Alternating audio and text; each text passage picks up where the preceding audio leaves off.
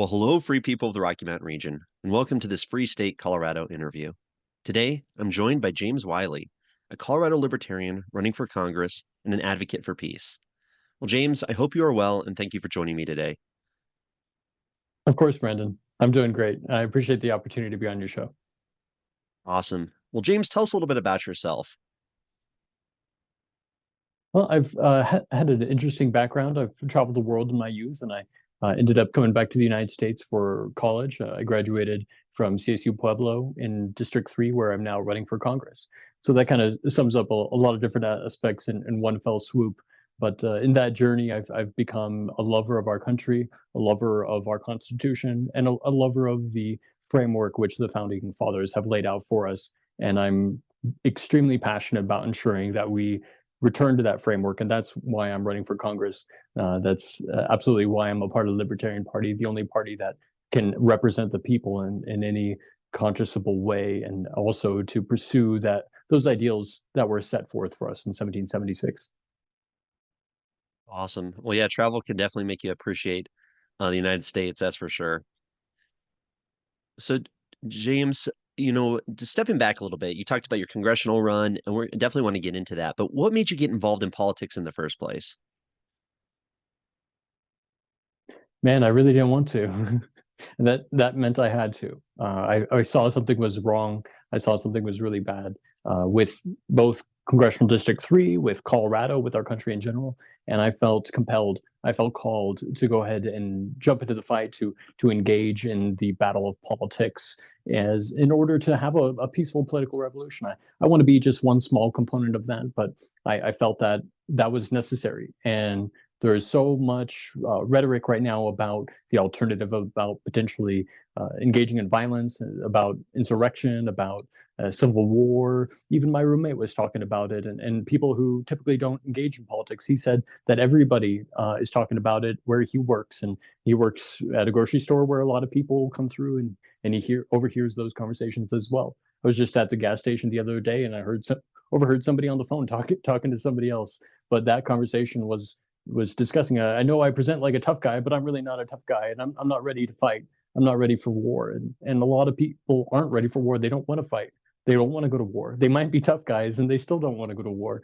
And I'm not built for war. I'm not one of those tough guys, but I am tough inside. I am tough in character, and I have grit, and I'm here to endure whatever is coming at me to ensure that we can avoid the precipitous escalation into a state of conflict and a state of violence and a state of blood, because what blood begets blood, and once we start down that road, we're not gonna have a good time at all. And so peaceful political revolution is what inspired me to engage in the political process, despite all the challenges, despite all the hurdles, despite all the fixed polls and fixed elections and fixed media and fixed debates and everything that we as libertarians come up against.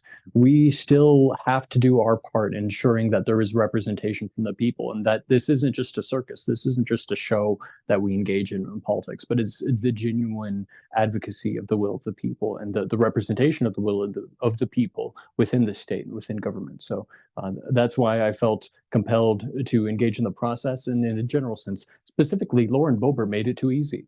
I actually declared my candidacy before she decided to enter the theater that fateful evening, and before she decided to strike her husband upon the nose.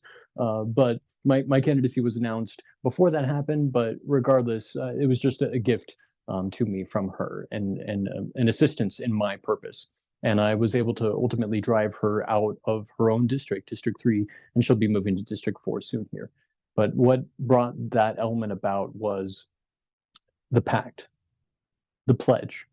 Libertarians have entered into a pact with the GOP here in Colorado, and it's really formed a coalition of sorts. We've gone from two parties into a single party, a single purpose, and that purpose is to have a free state in Colorado. And in pursuit of that purpose, we don't want to challenge each other when we're aligned in our ideals. We want worthy, integral candidates to succeed, whether they're libertarian or Republican in that instance. And this is something that might work in other states where Republicans are instituting tyrannical rule, and libertarians and Democrats might find great purpose in aligning and overcoming that tyrannical rule. but in particular in Colorado, we have a democratic tyranny. And so it made sense to form a coalition between the Republican Party and the Libertarian Party. And through that coalition, we've been able to align ourselves in a sense that we're not stepping on each other's toes as much. We're able to designate those races which libertarians are going to focus and designate those races which Republicans are going to focus on. So we're not wasting resources. We're focusing resources, money, talent, and volunteerism into the specific areas that we need to. This really came to a head, though, when Lauren Boebert refused to participate in that process.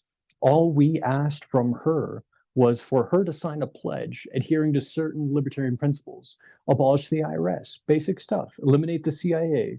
We can start there, as well as, of course, pardoning Edward Snowden and Ross Ulbright, among other positions in the Libertarian Party. That's all we asked of her. And rather than acquiescing to our request and going ahead and signing the pledge and ensuring that she would not have Libertarian challenger in CD3, a race which she won in 2022 by only 546 votes, instead of taking that opportunity, she rejected us. She rejected our principles. She rejected the Libertarian Party as a whole, and not just passing us over. She called a publication, had a reporter interview her, and talked about how she is too good for the pledge, how she only swears to God and country. Well, I swear to God and country and liberty and freedom, and that's what the pledge represents. And so I took that personally when she rejected our opportunity for collaboration, and I took it upon myself to hold her accountable. At first, I was looking for somebody else to do the job because, again, I don't want to be in politics if I can at all avoid it. As the chairman of the Libertarian Party of Pueblo County, I was looking within my own county. Pueblo is the heart of CD3, not the center of it, but the heart of it, and that we have the largest population of our district is located in my county where I live. And I was looking for an alternate. I was not able to find one, and many people encouraged me to go ahead and take on that challenge, and that's why I entered the race. And it's been a lot of fun ever since. And we've had incredible victories, incredible momentum, including the defeat of Lauren Boebert herself 11 months early, as I mentioned. Wow, yeah, well, a lot to unpack there, a lot I want to get into here. Most importantly, I think you really agree with your message about peace. You know, it is very disheartening to hear all these individuals out there, whether it's on social media or even just traditional media, talk about, you know, this civil conflict between Americans. And it is one of the biggest challenges I think we're facing is this division in our country, right? You know, what type of an American are you? It seems to be the new catchphrase in 2023. Instead of realizing that, you know, we share these fundamental values of liberty and peaceful voluntary interaction. I mean, that's truly, in my mind, the core of the Libertarian Party and libertarian philosophy is this peaceful voluntary interactions between people that creates prosperity. I mean, it's the only thing that'll ever really achieve this free state, this peaceful society, this more advanced civilization that I think we're all working towards, or at least those of us in the liberty movement are working towards. So, talking about war, talking about, you know, internal conflict, was there anything out there that, you know, maybe that you saw in the world or in your own personal life that made you really just become a strong advocate for peace? I love the way you asked that question. Is saw in the world or saw in my personal life, because what is within is reflected without, and what is going on within my own soul is what I see in the world around me. If there's violence in my soul, there's violence around me, and I was really convicted after October 7th. I actually started my campaign. It was not James for Peace. It was Wiley for Vengeance. My last name is Wiley, and I was here for vengeance. And I stole that from another libertarian candidate, and I was running with that initially because that's how I felt at the time. I have been fighting for civil rights for 3 years. Ever since the 2020 election, I've been actively engaged within that battle. I've been the executive director of several different nonprofits, working from different angles to try to hold the state accountable for the treasonous action that took place in 2020 with the election and with COVID and all these other things. So vengeance was very much on my mind, very much on my heart, and I unfortunately adopted that as my motto, as my campaign slogan, as my website, wileyforvengeance.com, now redirects to jamesforpeace.com. But that I bought that domain, I built that website, all of those things. And then October 7th happened. And a couple days later, I was sitting there wondering what we could do. And and I decided to hold a march. And so that weekend, I drove to Denver, 2 hours, not too far, and I set up a march. I bought a bunch of signs and all kinds of equipment and everything. And actually, this microphone I've got going is purpose for that march and being able to live stream, which I've done that a couple times, marching, and that just became a regular thing for me. But I'm marching around with a sign that says peace, and I've got business cards in my pocket that said vengeance. And that was just a contradiction. That doesn't work. Now I've got better business cards now, I promise. But that was a dissonance within my mind and within my soul. And so I had to resolve that, and I quickly decided to give up the vengeance, to give up that negative aspect of the pursuit of justice. And vengeance is almost never just. It's never proportional. It's never eye for an eye. It's oh, you stepped on my foot, I'm going to kill your dog. Like, it always escalates way higher. And I love dogs, so I apologize for that imagery. That's awful. Oh, sorry. But either way, you see the results of vengeance is just total destruction within one's own soul. So it was this problem within me that I recognized that needed to be solved. At first, I had to become peaceful. I had to become James for Peace, and I had to make that my message of my campaign.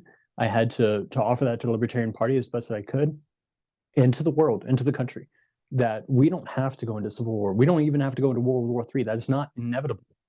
War is not the natural state of humanity. I think we can and have evolved to a state where we can have dialogue. We can resolve our conflicts peacefully, and we should pursue that method first, and with all possible energy. And so that's why I made that transition from internally from Wiley for vengeance to James for peace. And then also I call on the Mises Caucus, I call on the Libertarian Party, I call on Colorado and America in general to look to peace as the first principle of this pursuit. If we can agree on that one point, that we're going to be peaceful, we can resolve pretty much everything else, and we will. If we disagree on that point, if we don't come together on that, America's lost, and the world is lost. Civilization is lost. The spark of consciousness may be lost. Yeah, that's a very fair point and very well said. I think you hit the nail on the head that this idea of vengeance, this idea of violence, this idea of, they'll get, let me get, they need to get theirs, there's so much vitriol in our country right now, and not just our country, but even our state, where people, I mean, you just get on social media and people who don't even know each other are willing to come to virtual blows and advocate for horrific violence just because of some nuanced political position that maybe they actually might agree with each other on, but in the 140 characters or whatever, maybe not, doesn't quite explain the whole story, right? But I think I want to touch on something you said about 2020. You said 2020 was a very pivotal year in your political career, your political development, and the crimes, and I can understand the need for vengeance for what happened in 2020. I mean, the crime, the COVID crimes, everything they did to tell people they couldn't go to work, couldn't go to church, couldn't see their families, couldn't see their loved ones dying, couldn't participate in civil society unless you followed the rules, did what you were told, wore the mask, and then, get the injection. I mean, it was criminal, and it was definitely a turning point, I think, in American history or our modern day society, in which, it doesn't feel like, I don't know, it feels like something's different, it feels like there was a line that was crossed. And what's worse, I guess, is that so many of us recognize it was a crime, that it was a criminal activity, but nobody's been held accountable. None of these actors, none of these politicians, none of these people who are issuing these edicts, and the people who enforce them, none of those people have been held accountable. So there is a need for some sense of justice. Of course, making sure that justice doesn't turn into vengeance is definitely a challenge. But talk a little bit about 2020 and the crime that you saw. You also mentioned the election. I'd love to hear what you think about that, because I know you have some experience dealing with what happened during the 2020 election. Wow. Wonderful question. This is a traumatic time for all of us, and so I'll communicate as best as I could on the point. So, going into 2020, I was laid off, and so I was sitting at home wondering what to do. I became an essential worker by joining Visiting Angels, and I ended up being a dementia sitter. I sat with people who had dementia and made sure they didn't hurt themselves or anybody else, and I did that all night. for several months until they started admitting COVID positive patients into the facility in which I worked in. I felt like I was doing harm. And I'm not a healthcare professional. My career before that was finance. I've got an MBA and a management and marketing degree. Business is where I was most comfortable. But in that moment, I felt like I needed to be in the healthcare field. And I didn't take a Hippocratic oath or anything, but I know about the Hippocratic oath, and I know you should do no harm in the medical industry. And as the lowest person on the totem pole, the person below the CNA. So you got doctors, nurses, CNAs, and then there was me, who just sat there and made sure crazy people didn't hurt themselves. Built great friendships with them as well. But to see that happening, I could have no part of it. So I was back at home, essentially. I left my job. I quit my job.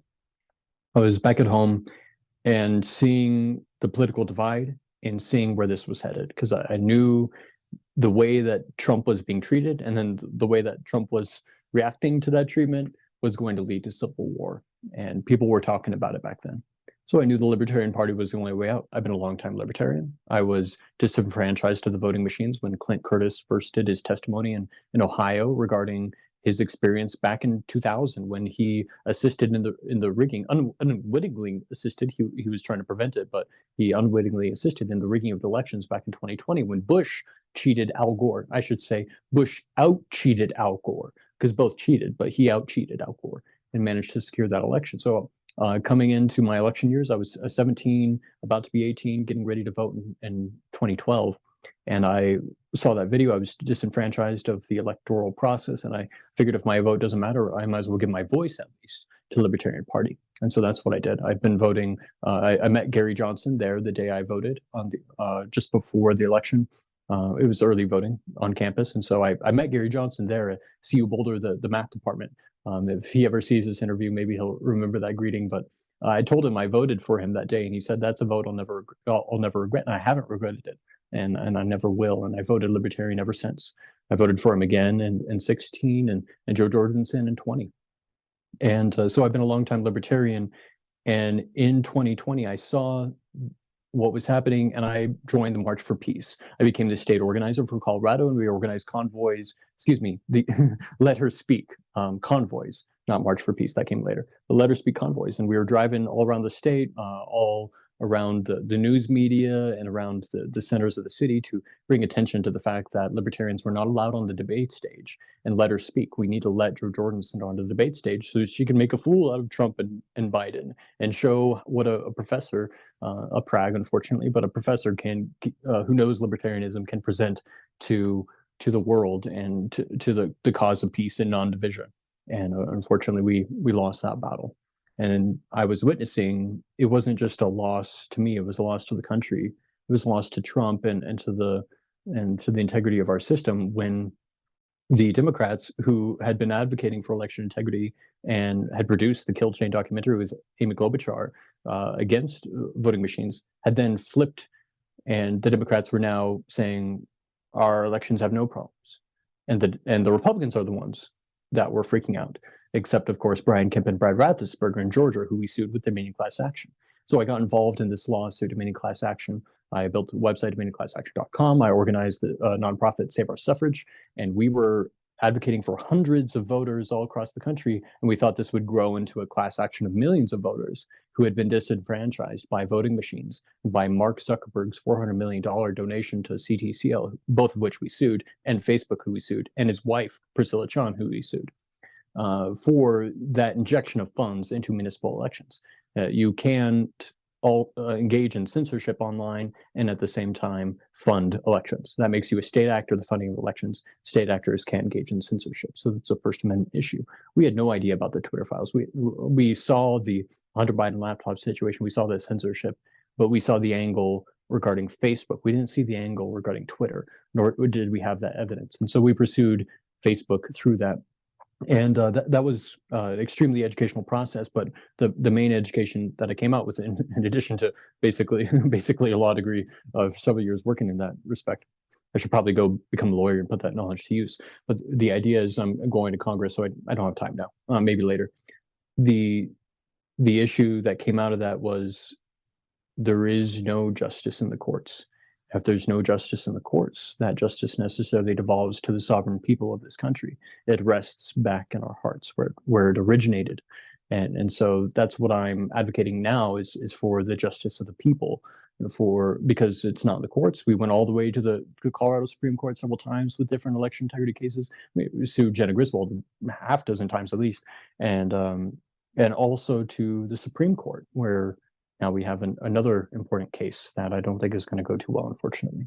But that experience showed me I needed to take the political route. I needed to appeal to the people directly, because appealing to a magistrate or a judge or a justice of the 10th Circuit or a Supreme Court justice in Washington, D.C. was futile. And so that's why I'm in the political process again, is for the pursuit of justice. Just because I'm for peace doesn't mean I'm not for justice still. But the Nuremberg trials can't take place until the war is over. And if we could just avoid the war period, then we can get to a place where we're reflecting on 2020. We're reflecting on COVID. We're reflecting on Anthony Fauci and Peter Daszak and the NIAID and the CIA and Eco Health Alliance and all these crimes against humanity that took place. And that was before the election even and fed into the election. Then we can adjudicate those things at that time. But we need libertarians in power. We need libertarians to give back the power to the people. And so that's what 2020 turned into for me. Was the last 3 years of enlightenment. Yeah, no, I can sympathize with that and understand it entirely. I mean, I started Free State Colorado in 2020 because similarly, I Okay. wanted to have a voice. I wanted to speak out about what was going on, It says, okay, there's this crime being committed, there's this problem, our rights are being violated, but what do we do about it, right? What do we do?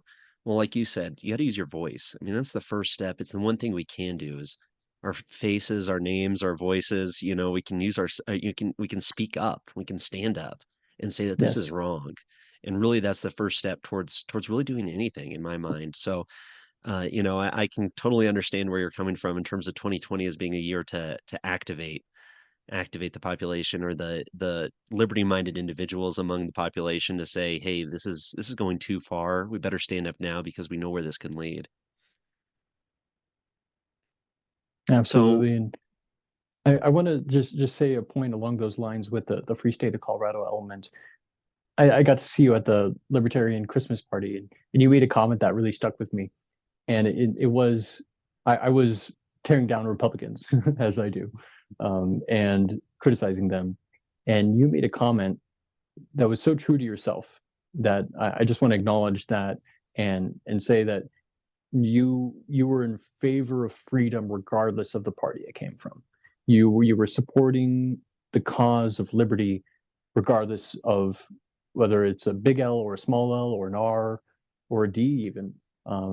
And so I want to acknowledge the purpose of the show, the purpose that you've been at for I'm coming on 4 years now, and just honor that, because that is a good pursuit. Of course, I'd love libertarians to win, but I want freedom to win, and so I appreciate the integrity that you have behind your mission and the purity that you bring to the conversation. So sorry to interrupt. Please continue. no, I appreciate it, James. I thank you for the comment. And it's how do we get to this free state? How do we get to this liberty? And it's really the Libertarian Party, which I'm proud to be a part of. I'm proud to be a libertarian, but at the same time, I know that we don't have the numbers, we don't have the size, and don't get me wrong, I know that small, tireless, irate minority is the only thing that ever really changes things. Is a small group of individuals with that passion, keen to light the brush fires in the minds of men type of idea. But at the same time, what we're fighting for, or at least what I'm fighting for, is so much bigger than a party or just an individual effort. It's this greater concept. Like you said, it's the spirit of 1776. It was what has gotten us to this point where we can live in such a free, such an advanced society where we don't have the needs that so many other people do. So many people around the world are struggling, as I'm sure you saw in your travels. And there's something special about us here in the United States. It's this measure of freedom, this level of capitalism that we do have, that has allowed us to have this higher standard of living, unheard of in history. I can always think about, what a king from 400 years ago would say going into a supermarket, right? Go to a King Supers in Pueblo, and you get this king who was the ruler of the known world at the time, right? And he walks into a King Supers, and I'm sure his mind would be blown and couldn't imagine the riches available to us in this modern day and age. But it's only because of our libertarian heritage, if you will, of America itself. So seeing how much they took from us in 2020, what the authoritarians were capable of, and realizing that it's up to people who understand what's going on in terms of liberty versus authority to do something about it, because we know where it goes. That's really it. We know what we can become, just in a third world country under a communist dictatorship, like so many, like that's been the norm probably for so much of human history. Hmm. Yeah, So it so is I that. would, yeah, go Go ahead. ahead. The tyranny of communism is something I'm relatively familiar with. I grew up in Kazakhstan. I'm not old enough to have grown up there in communism, but I grew up after the fact. So it was very, very recent after the recovery and the adoption of capitalism. There's still somewhat of a tyrannical rule there. Same president for my entire lifetime, but the idea was they adopted capitalism and let people actually take care of themselves instead of trying to take care of other people. And the bread lines disappeared, and there was bread available at stores, and there were shelves with food, and that's not something people had experienced before. So I'm familiar with that, and that's coming to us if we do not rapidly and sharply and acutely pivot in a different direction. So I think I can understand, your perspective in terms of why you ran for Congress. Like, I guess the first question when people would say, some maybe critics would say is, hey, listen, you can't win because you're a third party, for one. For two, if the elections are rigged, then what difference does it make? But I mean, I know what I would say that maybe part of your answer to that criticism, at least from our conversation so far, would be, well, I'm still going to try, and I have to try. Not only that, but I have the opportunity to use my voice, use this congressional campaign as a platform to spread these ideas, push the message out there, and what else are we going to do, right? Mhm. Yeah, I didn't think I was going to win. I thought when I started, I was just going to spoil Lauren Boebert's race. And then I saw her come out pro-war, and I saw Adam Frisch come out pro-war, and my competition was all pro-war. I had to be pro-peace, and I couldn't just be a pro-peace spoiler. I had to be the victor. I had to win this race, and so I changed from a campaign to spoil to a campaign to win. And I am gonna win this race, and the reason being, regardless of the voting machines, it doesn't matter at this point. I'm gonna be a populist candidate. I'm gonna get a super majority. I'm gonna get at least 60% of the vote, which means they get to share 40, 20, 20. And if the machines want to come and cheat me out of a 60, 20, 20 race, they got some balls. So I don't expect that to happen. In a 50-50 race, the people who are divided can easily be controlled, and they are controlled by the voting machines, which George Soros and China owned many voting systems, Inc. I will say their name. Um, but that doesn't matter when you get a populist candidate like Javier Milei, who is just at the World Economic Forum schooling all of them and the rest of the world about the truth of the libertaria, the future that we're headed towards, the future that will liberate us from the tyrannical world we have now. That is what I'm pursuing. It's a vision, and we do have a chance. We do have a chance with the message of peace. The message of vengeance, yeah, maybe 5% of the population gets that. Message of peace, 91% of the population gets that. So I'm choosing the winning message. It's almost like a cheat code. Peace is the cheat code to winning in politics, true politics, genuine politics, politics for the people. People participate, and that's what we're trying to do. We're getting the people to participate, but we need more than just the super active grandmas and baby boomers who I've worked closely with in the election integrity movement. We need more than just the activists and the social justice warriors, as deluded as they are. We need more than that. We need more than just the millennial purists and the Mises Caucus and Libertarian Party. We need more than that. I hate to say it, but we need Gen Z. We need the younger voters. We need people going to college right now and their energy and their enthusiasm and their artistic ability and their culture. We need that as part of us. And how do we get it? The message of peace. If we can double down on that at this moment, just like RFK is, he's seeing the polling numbers. He sees that the message of peace is the way to activate Gen Z.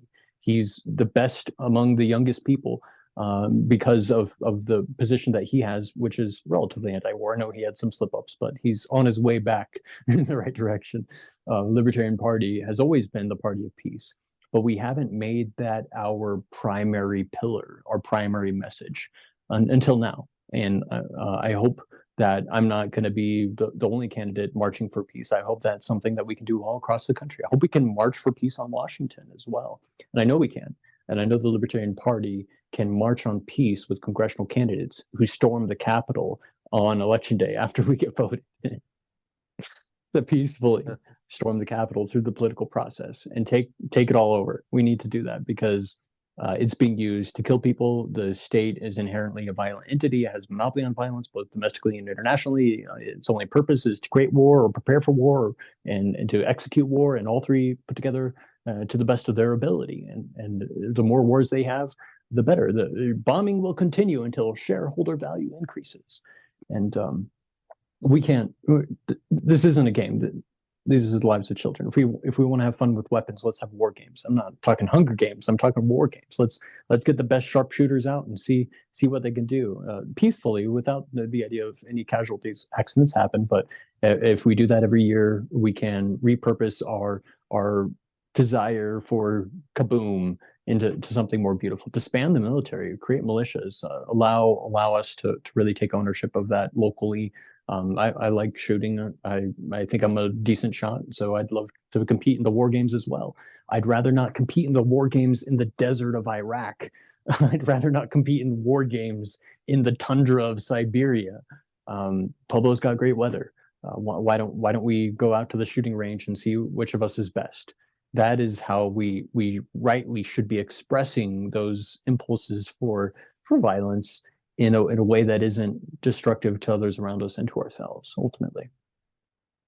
Yeah, I think uniting for peace is a worthy goal for sure. If there was some way to get everybody who's worried about what's going on in the Israel-Palestine conflict, everybody who's worried about the Russia-Ukraine, of course, the dozens of other, if not hundreds of other conflicts happening around the world right now, if people can put aside their differences in terms of their other issues that they might not agree on, but focus on peace as that uniting issue, I think that's definitely a worthy goal. But it's hard to imagine that that is possible in such a divided country that we're facing and such divided communities here. But I think it's still worth pursuing, and you got to keep going for it. So kudos for you for making that decision to do that. So you talked a little bit about your march. You started a march after the October 7th attacks, after that horrific Mhm. violence in the Middle East. You started a march for peace. Can you tell us a little bit about more about that? Yes, thanks for the opportunity to plug. I want to particularly invite everybody to come join me on Saturday. We're going to be doing another March for Peace. We've been doing it every other Saturday since October 14th, since the eclipse, partial eclipse came through Colorado. We've been doing this march. And so it was a week after the incident on October 7th. And we had to be a voice for peace because the Palestinians were out there calling for violence, and the Israelis were also out there calling for violence. And there are weird lines being drawn in between and around the political parties. And so this is our opportunity. While they're all divided and can't figure themselves out, let's come together on the message of peace, and not peace in Ukraine, not peace in Palestine, not peace in Taiwan, not peace in Korea, peace in our hearts, peace for the world, peace to avoid civil war, peace in general. And so that's a message that can address all of these various conflicts. And as some get hotter than others, it's not that we have to pivot. We just need to continue. And so every other Saturday, we've consistently from noon to sunset been at the Capitol in Colorado Capitol, downtown Denver off Colfax.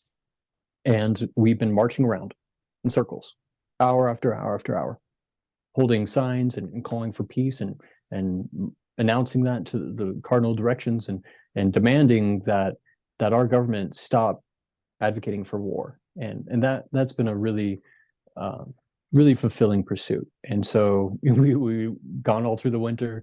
Hopefully it'll start getting warmer here soon. I know I'm glad that we were not marching last Saturday.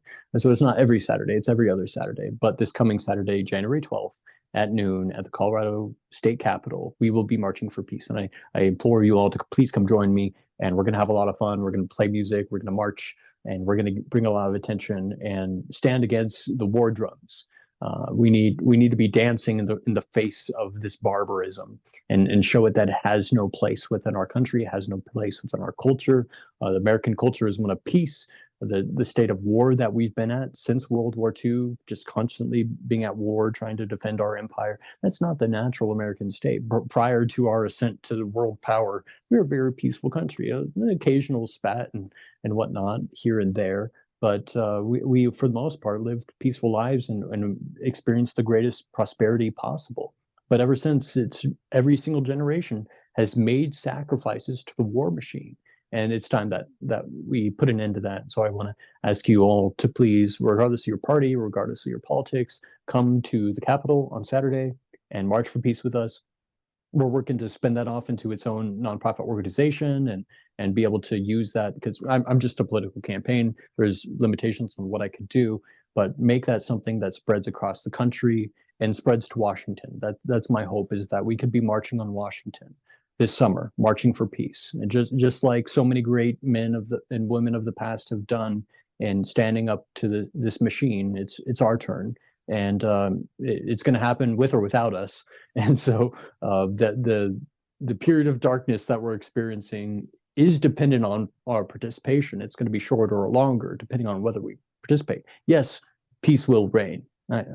That is going to happen. But I want to participate in that.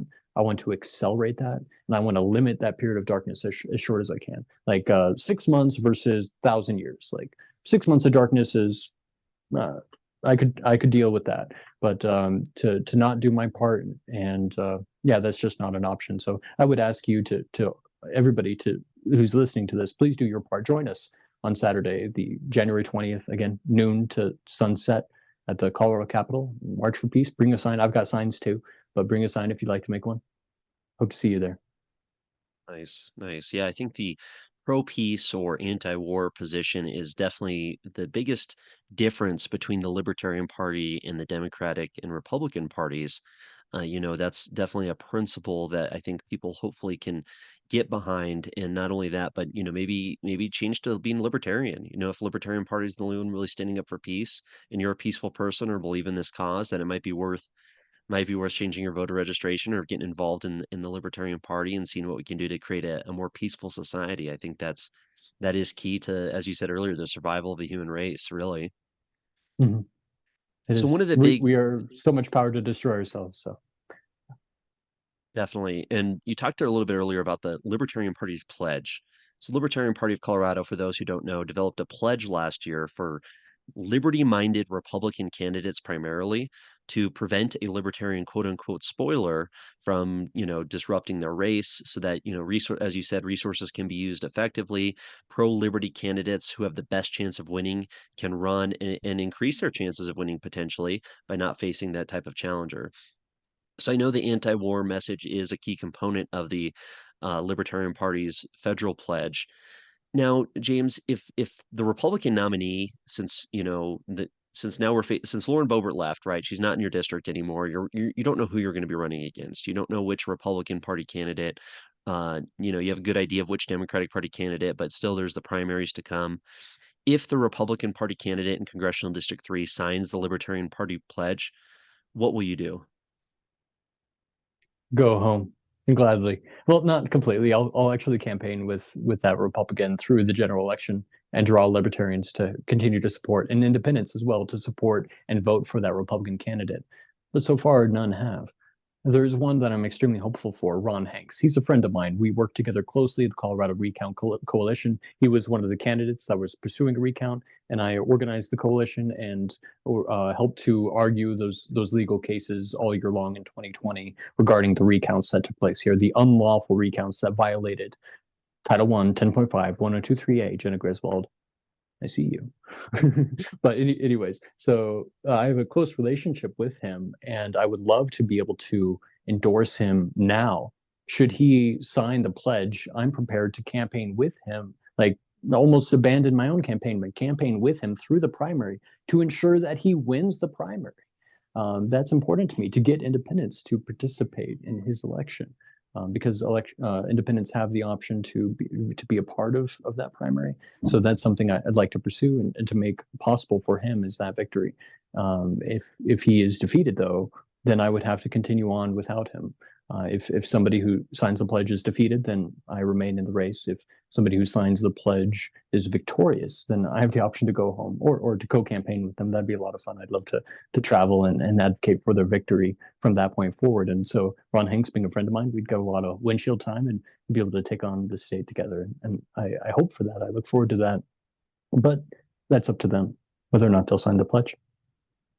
Well, I think Republican voters in Congressional District 3 who want to see Republicans maintain that seat should really take notice that, that you're willing to drop out of the race if whoever that Republican nominee is, whether it's Ron Hanks or someone else, decides to sign the pledge. And I would think, if I was a Republican voter in that district, then I would be very hopeful that, somebody who signs the pledge is the candidate because they're going to avoid competition, right? It's only going to increase their chances of winning, it seems. So very, very interesting. I appreciate you sharing that. That was one of the key Of questions course. I was really interested in asking you tonight because I wanted to see, what you would do. So Yeah. very interesting. And I hope that, Republican Party members or, the players down there in that area take heed of that promise. Yeah. I'm glad to honor the pact. Perfect. Perfect. Well, James, what else do you want to leave us with this evening? What else? Anything else you'd like to talk about? Oh, most definitely. One last thing. It is my purpose to take from my heart the seed of hope and grant it to as many people as possible. Just had a conversation with a gentleman who's a part of the Pueblo Republican Party, and at the end of it, I just looked down and I said, "You have no hope. Let me give you some." And so I pushed an imaginary seed of hope across the table to him, and he took it. And I hope he'll plant that seed in his heart and cultivate it, and I hope that will grow because there's a lack of hope right now, and I think people need to look to the future with joy and anticipation for the good things to come. We live in the greatest time in the entire of human history. Like I'm talking to you, and you're way up north, and we're talking to the world right now. And I just see my camera, but there's a lot more going on here, and I hope that I can transmit some hope through the camera to all of you listening to this, and that you can look to the future with anticipation and be excited to wake up every morning and for the beautiful things that await you each day. And cast aside the vitriol, cast aside the vengeance, cast aside the division. That's not appropriate right now. What's appropriate is the path to peace. And thank you for joining me on that. I look forward to marching with all of you for that purpose, and to victory and to civility and to liberty we go. Very well said, James. I really appreciate your time. Thank you for joining us this evening. I look forward to Yeah. hopefully trying to attend one of your peace rallies, peace marches Okay. every other Saturday.